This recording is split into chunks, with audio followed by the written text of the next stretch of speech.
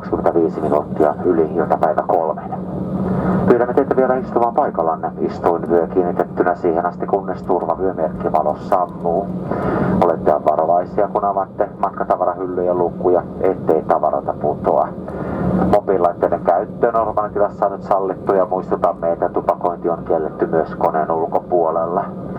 Koko päivän miehistä Finnair ja OneWorld toivat tänään viihtyneet tällä lentomatkalla viivästyksestämme huolimatta. Kiitoksia, oikein mukavaa torstaipäivän jatkoa ja tervetuloa pian lennollemme uudelleen.